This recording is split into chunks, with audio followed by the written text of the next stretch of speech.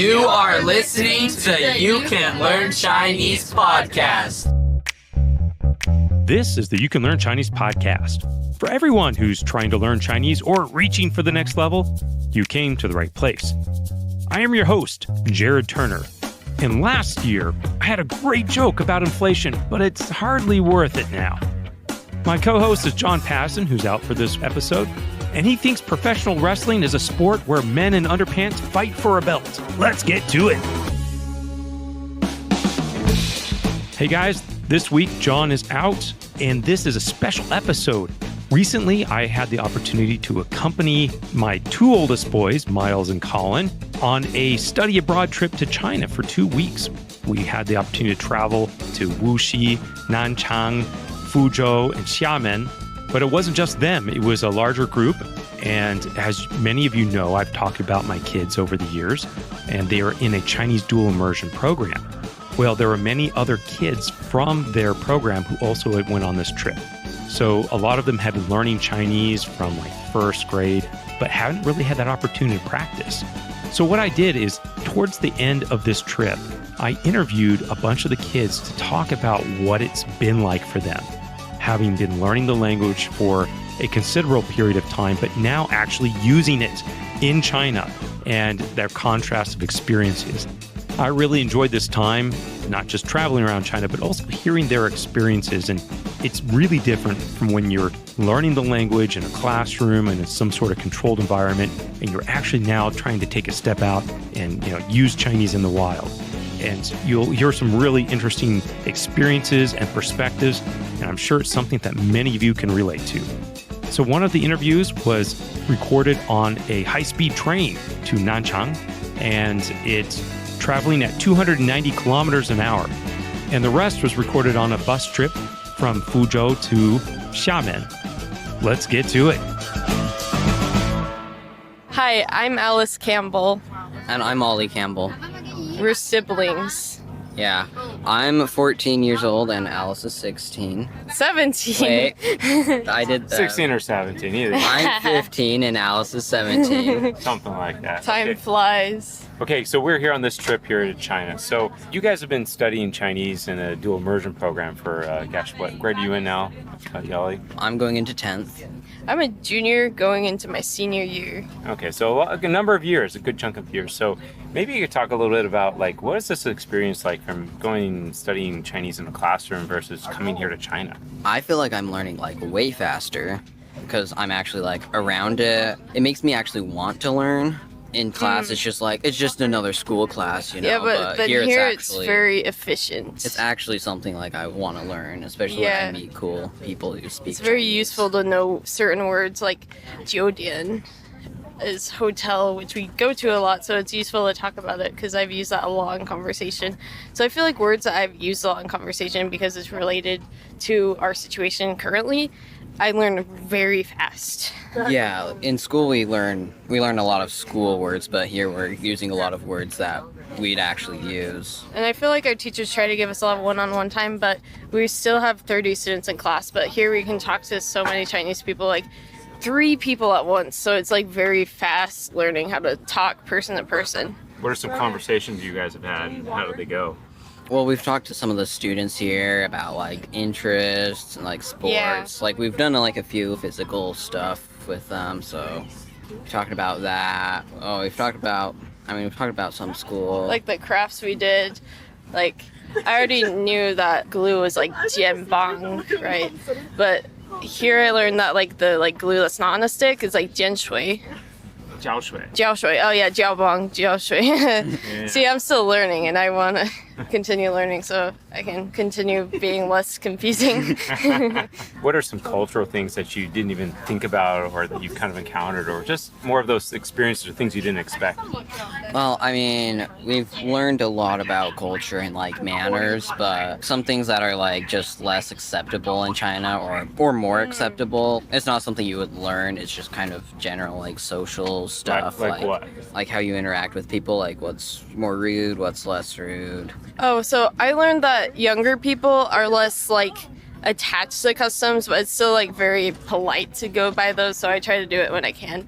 Another thing I learned is that Like, even though I've already heard, like, on the internet that Chinese people are very hospitable, like, I learned that is even more so, like, for the experience I've had, like, with, like, the formal settings and whatnot. Can you think of any cool experiences you guys have had so far on this trip? So, when we were in the Huishan Guzheng, we met a girl that was, like, playing with the cats and stuff. And after I met her and added her WeChat, it was really fun to talk to her then. But she taught me a lot about Chinese culture, like, on WeChat, and it was really nice. Like, what did she teach you? Okay, so she taught us that, I don't know if it's so much for the younger generation, but, like, the older generation, you don't want to wear any white on your head, like, no white flowers, no white hats, because it's bad luck, because it's, like, people in coffins, like, wear, like, white flowers in their hair. Yeah, I think it's associated more with funerals and that. Yeah. Oh, another thing is that for texting, they talk about bad stuff more because they feel like if they say it out loud, it's more likely to happen. There's a lot of superstitions, yeah. You know, you said you met some girl playing with cats. Tell me, what happened? Okay, so Huishan Ancient Street has a lot of cats everywhere. So she works at like a shop that sells like old like dynasty mahogany furniture, but also sells tea. But anyway, she was out and about right then, and she was just playing with cats. There was a pregnant cat, and there was like another cat, and it hit the pregnant cat, and she's like, stop. But then she also like pat them and picks them up. We were just walking, we were looking at the cats, and then she came out and Talked about started them talking. to us. Yeah, started talking about them to us. Told them their names. What was They all had the same They all had name. the same name. What was it? I don't know, like Meow Meow. Meow meow. Okay, yeah. I don't think it was Meow Meow though. It was like Mao something. me, maybe. Mao Mi. I Mimi, think it was Mimi. I think it was Mimi. Okay, Mimi. Okay. Yeah, all the cats were named Mimi. Oh, of course. They all know their names anyway, right? Of course. Yeah, whatever. So you've met a number of people and you've added their WeChat. So, Yeah. I mean, tell me like what's going on there. I really like to exchange like Chinese and English phrases so that we can all learn language together. And we also just talk about like video games we play and just like funny stuff that happens day to day, just like how we talk to anyone else. What is it you really like about this place so far? A lot of what we were saying, people are nice. We're down in like the more southern parts where we've been lately. It's been a little too hot, but up like by Shanghai, I think the weather was pretty nice. Well, one thing I think is that the cities are very walkable here, so it's very livable. And there's a lot of trees, which I feel like part of it is the humidity, but there's so many trees and terraforming and ivy everywhere, and it just feels like they're trying their best to make it look nice and have happy nature. Yeah, there's a good mix of nature and buildings. Oh, also, while we're at it, they keep a lot of ancient buildings around. So in the cities, there's just like a random old building there. And sometimes people build their new shops in those old buildings. It's really cool to see a meeting of ancient and modern culture. Yeah, and like where we're from, the oldest buildings are maybe like 100 years old, but here they could be like thousands. Yeah, I remember some of those trees were like 500 years old, you know, in one of those areas, you know. That's crazy. Well, that's really cool. We did this Canal Cities Model United Nations, but we didn't know about it until like the day before we did We it. got here. Yeah, the day we got here. But I know I personally met some Chinese people who were able to help me out some, and I was able to also help them some with English. But yeah, meeting them did help with that. That's cool. Well, I'm really glad to hear you guys have had such a cool experience. And do you hope to make it back here again? Absolutely. Yes. I always say for some people you can leave China, but China never leaves you. Yep. I would definitely agree with that sentiment. That might end up being your story there. My name is Alyssa Lyman. Okay, I'm from Utah, Box Elder High School. I just graduated and will be heading off to Brigham Young University this upcoming fall. Awesome. Okay, all right. So we are on a bus from Fuzhou to Xiamen right now. So we're having this chat. So just tell me, like, you started learning Chinese in like the Chinese immersion program? Tell me about Yes. So it's kind of a weird little back and forth thing because I started in first grade, went all the way up until 7th grade, but because my grade was kind of like the leading class for it, I didn't really pay attention very well. I didn't honestly felt like I had the best teachers that really focused on like helping us. So I ended up dropping out after 7th grade because I just felt like it wasn't for me. I wasn't really understanding what was happening anymore, and it was taking up too school class hours that I wanted for like different electives to like help decide what I want to do in my future. Well, come 10th grade, I was like already missing it, and I was like, oh, I kind of want to get back into it. What were you missing about it though? I was missing being able to speak in another language. Like, it was really cool to be able to, like, when I met new people, be able to say like, oh yeah, I speak another language, and it's a language barely anybody but the native speakers speak. And I was also missing like the culture, the friends that I've made in the class, and like obviously the food we got to make, but like mostly just the culture of it. Like, I've grown up with it, that I'm like, it's just a part of me now. So I was really just missing like all of it just all together. So then in 10th grade, they were offering Chinese 1, and I was like, well, obviously I already know the basics, but might as well take an easy class and just get back into it. So I took it, and then the rest of the years I just took Chinese 1, 2, and 3. So now I was able to go on the trip to China this summer. And then it's made me fall in love with it even more, that I'm now going to minor in Chinese at Brigham Young. Oh, that's awesome. Okay, so I'm curious to hear about like your experience here so far. Like, what's been kind of something that's been unexpected, or how is it different than what you maybe thought, or you maybe just talk about that a little bit. Well, it's different than what I thought, because at first I was like, oh yeah, like I have a pretty good understanding of Chinese. But once you get thrown in with the native speakers, it's different. Like, was not prepared for it at all. Like, I feel like I'm not terrible at it, but I'm also not amazing at it either. I have a basic understanding. I'm able to hold a pretty basic conversation. But when we got here and we started talking with different students and other like shop owners or anything like that, they were just speaking so fast. There's the different dialects, different ways that they say stuff, that it just like, I felt like I was being hit by a bus. You probably were, really. Yeah, like it was still fun, but it just was like they were speaking so fast that it was hard for me to learn or like pick up what they were saying, that I just felt super overwhelmed and was like, well, I can't do this. It just wasn't what I was expecting, and I knew it was going to be hard, but I just was like, I definitely underestimated all of this. Well, I mean, it seems like you've kind of maybe found a little bit of your groove at this point, right? Mm-hmm. But maybe you could talk about that. How are you feeling now as opposed to when you first got here? Okay, so when I first got here, I was scared. I didn't know what to do. I just kind of hung out with our people. I was like, well, most of them talk English, so I'll just do that, like not worrying about the Chinese at all. But then one of the schools we went to, I was sitting by Jared, and... Oh, that's me, yeah, okay. Yep. And, you know, like you were just telling me, you just need to try it, like it might not be good, but like they'll help you, you have translators and all that. So I just went, well, I'm not going to regret this trip, like I want to be able to speak it. So I just started doing it, and then I got more comfortable in it, and it still sucks. Some of the kids still laughed at me. But honestly, that's what's going to happen. Like, if they laugh at you, laugh with them. Just, yeah. I think what I was saying is, like, of course your Chinese sucks. It's always going to suck. It's going to be like, it's never going to be good enough, right? Uh-huh. So then the past couple of days, I've just been like, hey, well, you know what? I'm just going to be outgoing. I'm probably never going to see most of these people again, but I still want to try. So then that's when I started speaking more Chinese, trying to be more outgoing and really working on my Chinese and trying to translate better. So I was able to get a lot, like, out of my comfort zone. And I actually made a couple friends that I think I'm going to stay in contact with when we get back to the U.S. So from the beginning of the trip to now, it's just completely different because I just opened up my view of, you know what, I might suck, but I'm going to have fun doing it. Well, I remember something we were talking about is like, sometimes it's like the most insecure thing is speaking Chinese around other people also learning Chinese, right? And I reckon this is something too I have a hard time with, you know, especially with my co-host on this podcast, John Paston. His Chinese is like amazing. And it like, so I'm like, I don't want to speak around it because mine sucks comparison. Yeah. And so I just felt like a little insecure because some of the kids on this trip, you know, like they've been in it longer than I have because I dropped out for those couple of years.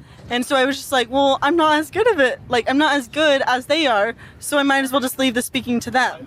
But then I was like, well, they're not going to be around forever. We all got split into, like, different groups, whether it was an icebreaker we did with some of the students we met, or if it was just kind of like I was hanging out with my own friends. I just needed to try, and so it was like, you know what, if they make fun of me, they make fun of me. At least I'm trying my best. Now, we've been visiting a number of schools and doing lots of different activities. What are some things that kind of stuck out to you or were really cool experiences for you? Okay, so some of the activities we did were icebreakers, where we got to do like team building activities with some of the kids at some of our conferences. I love being able to do those ones because it made you be apart from your group. You weren't able to really sit with the people you wanted to sit with. You were just put with all these Chinese students who also were probably just as awkward as I was. And it just kind of made us bond more because we didn't know exactly what the activities were about to do, and they had to help me translate anyways. But again, parted me from my group where I wasn't able to have that fallback, that comfort zone, so I had to force myself to be uncomfortable, where I had to force myself to talk with them, and by talking with them I really got to know them, and then they helped me translate more and just made me more comfortable speaking Chinese. You know, something I hear you talking about here is comfort zone, right? And it's getting out of that comfort zone. What do we think perhaps is some of the most uncomfortable thing that you did? And then how would you maybe feel about it now? At the start of the trip, one of the things I felt the most uncomfortable with was talking to people in the public. Obviously, we were talking to students a lot, but when we went out to different cities and touring places, it was when I had to start asking for like prices on stuff, asking for directions, like saying like basic stuff like that. That's what got me, because I was like, these people probably don't know as much English as the students did. Or none. Or none. And so I was like, oh my gosh, like I'm terrified. But then one day I was like, I gotta ask, because I really wanted to buy something. And I was like, I just need to know how much it is. Like I need to know the process of like what I'm doing right now. So I just did it, and then after it, I was like, okay, I was way in my head for that. This isn't scary. So then I kept doing it, and now I'm like, honestly, it's an easy conversation. You say maybe like 2 lines, and then you're out of there. It doesn't have to be this big, dramatic conversation. It just is like something super simple, and I'm like, I need to stop overthinking that much, especially when it comes to my Chinese speaking. I just need to sit, think about what I'm going to say, and then you just say it, and it's not as hard or as scary as you think it's going to be. I totally get you. Okay, we talk about like the language, about using Chinese and stuff, but like, what are some things just different about China, or some things that you didn't expect? Some things that maybe you wouldn't even thought to ask about or even think about before you got here? Definitely some of their customs with like eating food, like using the chopstick. There's specific things that you can't do, like, you know, you can't point with them, you shouldn't stick them in specific foods. Those stuff were kind of like, it would be really easy to figure it out, but it was, like in the US, I just put my stuff down. Like I'm so used to it that I don't think what I'm doing. But when I came here, I was like, I have to be careful with what I'm doing. And so it made me really more observant of how I was using my utensils, how other people were using their utensils. Another thing was just dressing wise. There was a lot of people when we went to like some of the ancient cities and the palaces and stuff where they were in traditional clothing. And I was like, like in the US you don't see that often, because it's like nobody really has like that much traditional clothing really, or they don't do that stuff outside of like a studio or something. Yeah, it'd be like maybe going out East Coast to some colonial sites and people wearing colonial clothing or something, right? Like you don't see it unless like you're going to a specific spot to see it in the US. Whereas here it's like, you just see people walking around the streets in it, and it's like, that's cool. Like, I love that so much. Yeah, I think that's somewhat more of a recent thing. But I've definitely seen it quite a bit since we've been here. Yeah, I definitely have fallen in love with like their traditional clothing. Like I love the headdresses, the hairpins and stuff. I actually got a few of the hairpins because I thought they're super pretty. And I just was like, like that's kind of fun to be like part of this culture. Like I've grown up with it in ways, and I'm like, I've fallen in love with it even more every day on this trip. So that's cool. Any cool stories or really memorable experiences you've had so far? One of the memorable ones was yesterday when we were at the dance. We were talking to some of the students, and then came what they were like, the prom king and queen. Oh, yes. Yeah. You have to tell them about what this was about. So the conference we were at was like about this like United Nations one. Model United Nations. And so we got to kind of play as like delegates for specific countries. So after we had one of our first sessions of like really introducing the topics for committees and everything, we had a dance, like a social dance and dinner. One of the things that they do at these dances is they have a prom king and queen, like how, you do in the US, except it's voted on differently. The way that you're voted on is you have glow sticks and then you have roses. So if somebody gave you a glow stick, you'd have 1 point towards being the royalty. If you got a rose, it was 10 points. So when we got there, we were like, we should all band together to get one of the guys voted as prom king. Because everyone was just kind of sitting there. No one was trading stuff. So it was like, are we even going to have royalty right now? Everyone was just in their groups. No one was handing them out. It's kind of the awkward teenager thing. Everyone's a wallflower, right? So we all kind of looked around and we saw this one guy who was just kind of like standing off to the side. And it was someone I had talked to before. Like that was in my icebreakers group. And I was like, he's a pretty cool guy. Like we should go try to get him nominated. So we had probably 2 or 3 of our students go and start talking to him and give him the glow sticks. And then everybody else in the room caught on to what we were doing. And then everybody just started coming up to us and just handing him the glow sticks. And so that was definitely one of like the most memorable moments. I think you're leaving out the important part of the story is that you became the prom queen, I think, through that whole process as well, right? By the end of it, everyone realized there was really no girls anymore who had the glow sticks or roses. So then he was like, here, you take the roses, you take the glow sticks. So then by the end of it, I ended up as the prom queen. And so then we were just laughing about it on stage. It's definitely a memory I'm always going to remember. How do your overall perceptions of China, are they different now, or how have they changed since when you first got here? They definitely have changed, because when I was first like getting ready to come, my family was like telling me about like, you need to be careful and like all this stuff. And I was like, they're freaking me out, telling me I'm going to get lost. Just like stuff could happen. And so I was a little nervous about it at first. I was like, okay, well, it's fine. Like, I'll just stay in my group. But then we got here and it was like nothing out of the normal. Obviously, there's different like customs, cultures, and everything like that.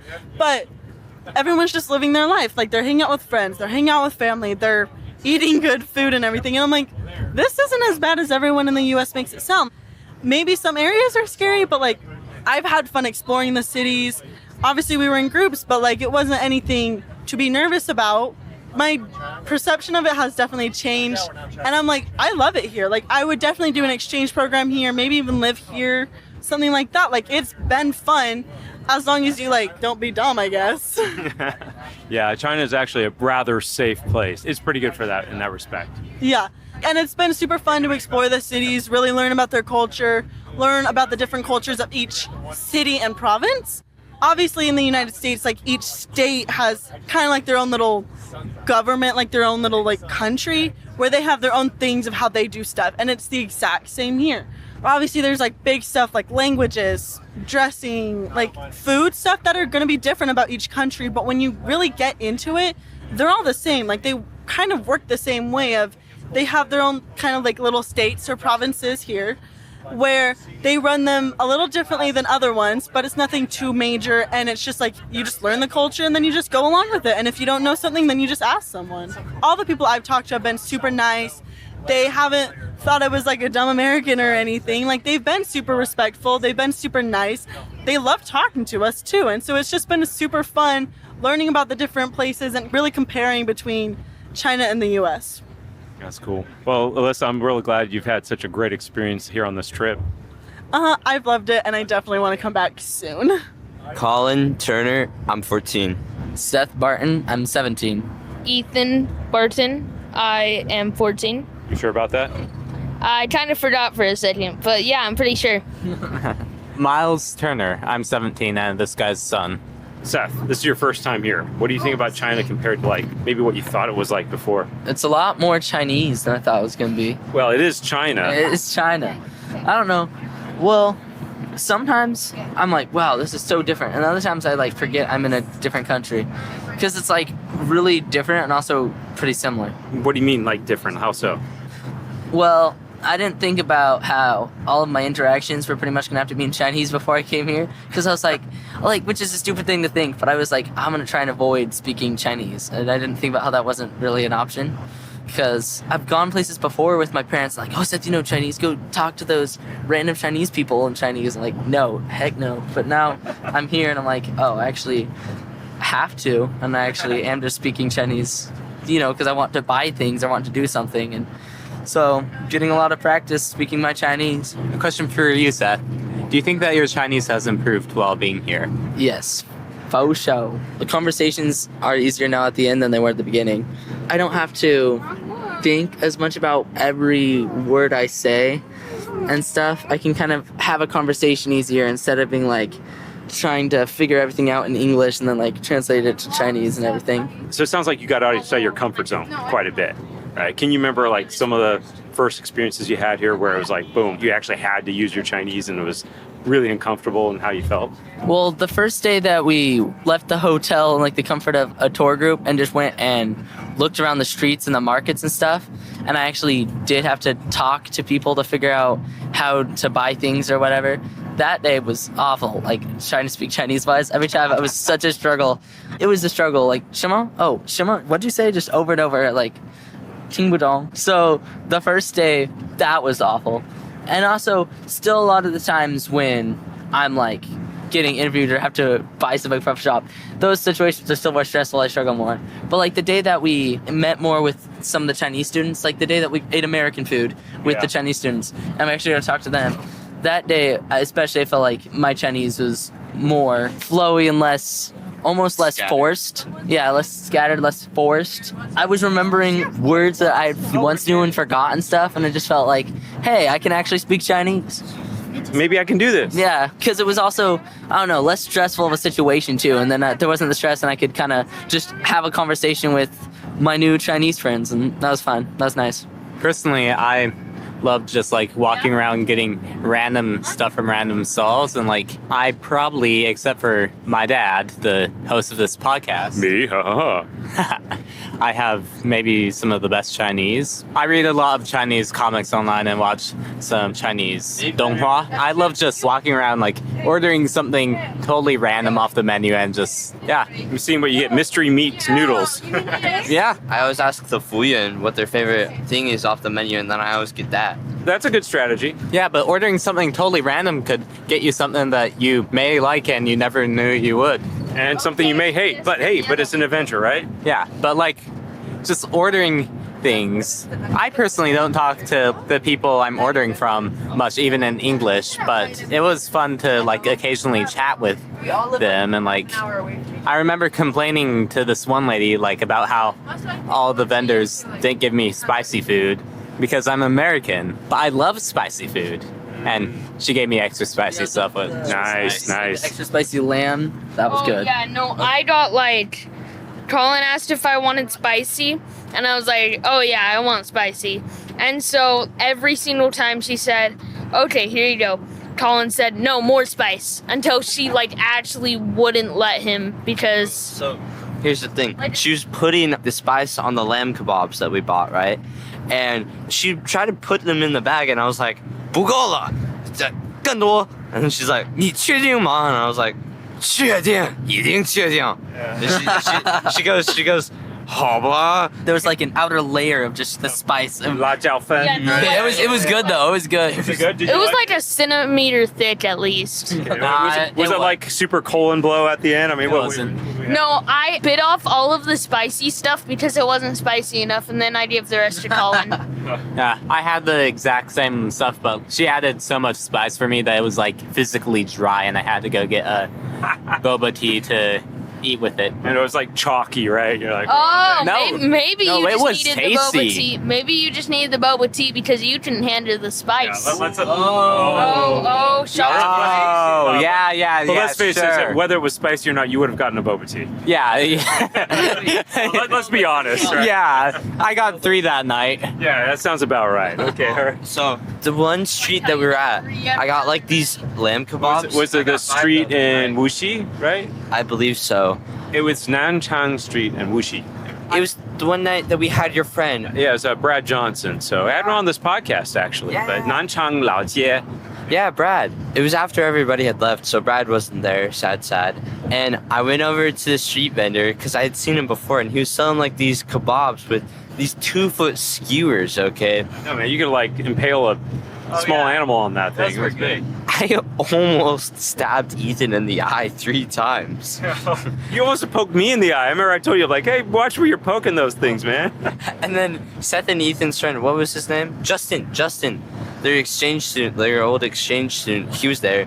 And he was like, no, you have to eat all the meat off the stick. Because, like, I had, like, a few strips. And he was like, you have to eat all of it. And he said, We don't waste food around here. he was like, here, this is how you do it. And so I got taught that night. At the same like general area, I also got finally, after living in China for 6.5 years and being back recently, then coming back this time, I finally got cho tofu.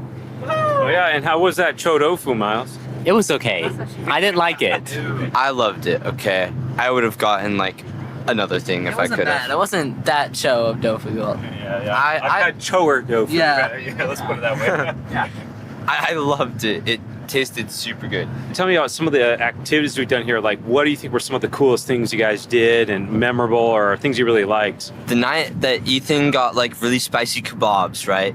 We were in Nanchang at the fountain show, and we met this TikToker, Douyin. So we came across this guy, and he was live streaming, like Yeah, on yeah. Douyin right now, and he was dancing. So it was like his shtick, you know, it was his thing. And then he like asked us to join, and we were like, well, why not? And so me and Seth joined, and he was doing a dance routine, and we had no clue like how to do Yeah, it. not good at first. He was like doing all these different things, and I was just kind of like stepping and moving my feet a little bit, not doing the dance routine at all. It was fun. He was good at footwork, and so he just like did footwork, and I was like, alright.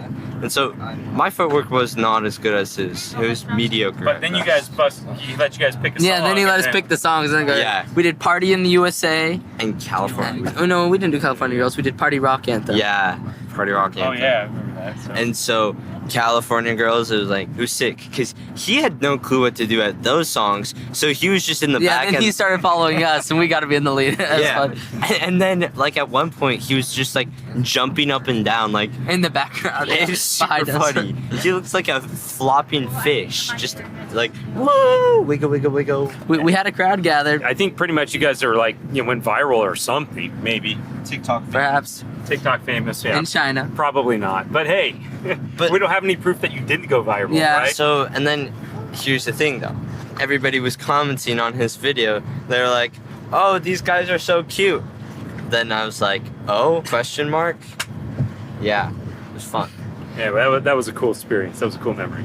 Yeah, and then in the middle of the song, I stole Ethan's kebab and I ate it, and I felt good about myself. Oh, and then we did the bongos. The bongos, that was Bongos sick. You tried to do the We tried to do the bongos. I almost killed Colin, but Yeah, other than that, well, we won't describe that one on this show. no, not right now. Playing ping pong against the Chinese students is fun because they're all cracked. But they were showing me some of their tips, you know. Yeah, how to they're spin all the ball OP and on that stuff. stuff, man. They're good. Well, it's funny. Like they'd be like, "Oh, I'm not that good." I'm like, "But you're from China, so They're you're gonna not that smoke good." you, It's man. like, yeah. When we held the ping pong paddles the more American way, they just assumed we didn't know how to play the game at all, and they were like, And they're probably right. okay, no, we have a ping pong set at our house. We know how to play ping pong. It's just like they just kind of assumed just because we held them the American way that we didn't know how to play ping pong, and it was a struggle to be like, oh yeah, you played 11. Oh, okay, yep. All right, guys. Well, any other cool stories or memorable things so far about this trip? Anything cool? Or any memorable thing or something you feel like you've learned? Or Colin was telling me about how when you do cheers, you're supposed to go lower than the other person to be polite to show that they're like Show 'em a respect. higher rank than you, like show them respect, yeah. Unless they're like much older or just like obviously a higher class, then maybe they can just accept it and it'll still be respectful. And then they're supposed to still say like thank you and stuff. But so some of the younger people, I guess, don't really know what you're supposed to do because they haven't been taught yet. And so I was doing cheers with this guy from China, and I put my cup lower than his, and he thought that I was trying to get him to pour his Coke into my cup because I only had ice. And so he poured his entire cup into my cup, and I just thought that was like the normal thing in China, and so I drank the entire thing. wow, that's cultural miscommunication right there. Yep. Sasha from Harrisburg, Pennsylvania, and I'm 17 years old. Maria, and I'm 17. Kylie, I'm 15. Okay, guys. So how's your trip to China been so far? What are some cool things that experiences you've had while you've been here? And just also to be clear, like you guys haven't learned Chinese at all. So you've come here, that's just kind of like a study experience trip for you guys, but you haven't learned Chinese. I've learned ni hao. Yeah, I learned how to say hi. That's a great start. Okay, what do you guys thought about China so far? Like, how's your trip been? Ping pong. Ping pong. Ping pong. Translator. Translator. I am their translator. I went with them everywhere because they always needed somebody. Did you guys get yourself in some binds at some point? Colin bailed you out, or what? Yeah. Yes. What happened? Times. Well, once when we needed Colin, But who wasn't there? Kylie stole a drink. You stole a drink? Kylie stole a drink Kylie? from the market. You thief! What My happened? Alipay wasn't working, and a man chased me down the street, yelling something in Chinese, and I didn't know what he was yelling, and so I followed him because he started walking the other way, and he was still yelling at me. So I was like, "Oh, I'll follow him." I couldn't get Alipay to work, and it was really okay. So you tried to pay, but you didn't. yeah. But I already took the drink, and I was drinking it. She thought she was buying the actual dragon fruit, but then they took it and she put it in the blender. And then Kylie ended up having like 5 drinks. Because she was trying to buy fruits, and every time Every they would time make it was a drink. Oh, instead of buying 5 fruits, you bought 5 drinks. Okay, great. All right, guys. Well, I'm glad you guys had a cool trip, and thanks for sharing your stories with us. You have been listening to the You Can Learn Chinese podcast. My name is Jared Turner, co-founder of the Mandarin Companion Graded Reader Series, and my co-host is John Pasden, co-founder of Mandarin Companion, founder of All Set Learning, the Chinese grammar wiki, sinospice.com. If you enjoyed this episode, please subscribe. Take a moment to text or message it to a friend or share it on social media. It really helps us to reach more people on their language journey. You can leave us a review on iTunes or reach out to us at mandarincompanion.com or find us on Instagram, Facebook, and Twitter. You can find our Chinese Graded Reader series on Amazon, iBooks, Google Play, or wherever you find your books. Apologies to John Cena, we just ran out of time. The You Can Learn Chinese podcast is produced by myself, Jared Turner, and our editor is Jasper Chua. A special thanks to our special guests, Miles, Colin, Alice, Oliver, Seth, Ethan, Alyssa, Kylie, Sasha, Maria, and of course, thanks to my co-host, the man, the myth, the legend, John Pasden. See you next time.